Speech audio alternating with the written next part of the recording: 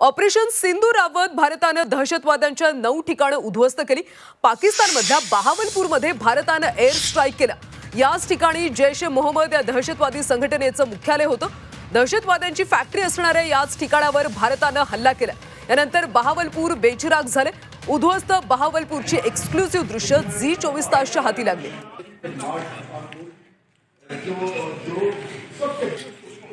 तर ही दृश्य आपण पाहतोय।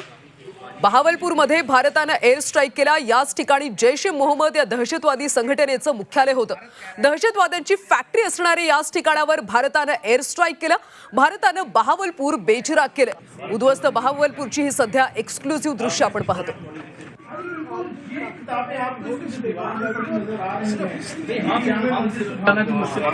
और कोई अमली तौर पर स्ट्राइक करना।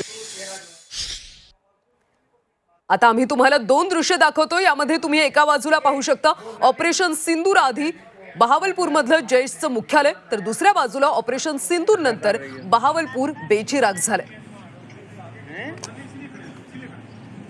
दहशतवाद्यांची फॅक्टरी अशी याची ओळख होती आणि यावरच भारतानं एअर स्ट्राईक केला।